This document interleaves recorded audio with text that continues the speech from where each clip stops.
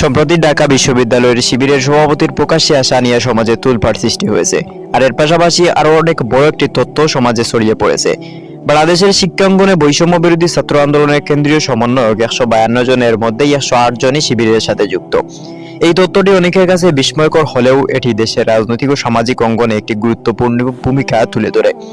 শিবির, যা বাংলাদেশ ইসলামী ছাত্র শিবির নামেই পরিচিত, দীর্ঘদিন ধরে বাংলাদেশের শিক্ষিত সমাজ ও ছাত্র সমাজের একটি প্রভাবশালী অংশ হিসেবেই সক্রিয়। শিবিরের যাত্রা শুরু হয়েছিল 1977 সালে। ইসলামী মূল্যবোধ ও আদর্শের উপর ভিত্তি করেই সংগঠনটি বাংলাদেশের শিক্ষার্থীদের মধ্যে ইসলামী চেতনা ও সংস্কৃতি প্রতিষ্ঠার উদ্দেশ্যে গড়ে উঠেছিল। সময়ের সঙ্গে সঙ্গে শিবির তার কর্মকাণ্ডের মাধ্যমে বিভিন্ন প্রতিষ্ঠানে ছড়িয়ে পড়ে ছাত্র রাজনীতির এক গুরুত্বপূর্ণ শক্তি হিসেবে পরিচিতি লাভ করে। শিবিরের রাজনৈতিক ও সাংগঠনিক কাঠামো বেশ শক্তিশালী এবং একটি শিক্ষার্থীদের মধ্যে বৈষম্যের বিরুদ্ধে আন্দোলন, সেবামূলক কার্যক্রম এবং শিক্ষার মান উন্নয়নের জন্য কার্যক্রম করে আসছে। বৈষম্য বিরোধী ছাত্র আন্দোলনে তাদের ভূমিকা বিশেষভাবেই উল্লেখযোগ্য।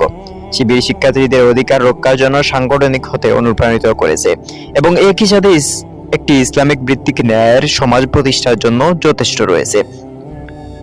বাংলাদেশ উন্নয়নে শিবিরের অবদান অনস্বীকার্য। তারা দেশের শিক্ষা খাতের উন্নয়নে ভূমিকা রেখেছে এবং শিক্ষিত প্রজন্ম গঠনে গুরুত্বপূর্ণ অবদান রেখেছে। বিভিন্ন সামাজিক ও সেবামূলক কার্যক্রম যেমন বন্যা ত্রাণ, দরিদ্র শিক্ষার্থীদের সহযোগিতা এবং রক্তদান কর্মসূচি চালিয়ে শিবির দেশের কাঠামোতে ইতিবাচক পরিবর্তন আনতে সহায়তা করেছে। এছাড়াও শিবিরের মাধ্যমে তরুণদের মধ্যে নেতৃত্ব গুণাবলী বিকাশ ঘটেছে, যা ভবিষ্যতে বাংলাদেশের রাজনীতিতে গুরুত্বপূর্ণ ভূমিকা রাখতে পারে।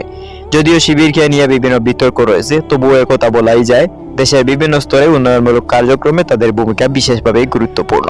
সবশেষে আমরা বলবো, বাংলাদেশ ছাত্র রাজনীতি ও দেশের উন্নয়নে শিবিরের ভূমিকা গভীর ও বিস্তৃত। তারা শুধুমাত্র শিক্ষা প্রতিষ্ঠানে নয়, দেশের বিভিন্ন সেক্টরে তাদের উপস্থিতি ও কর্মসূচির মাধ্যমে দেশের অগ্রগতির অবদান রেখেছে। অতীতের ভুলগুলো শুধরে নিয়ে যদি শিবিরের শিক্ষার প্রসারে এবং ন্যায়ভিত্তিক সমাজ গঠনে কাজ করে, তবে তারা দেশের উন্নয়নের একটি শক্তিশালী চালিকা শক্তি হিসেবে বিবেচিত হতে পারে বলে আশা করছেন অনেকেই। Khaled Ahmed, news light, Bangladesh.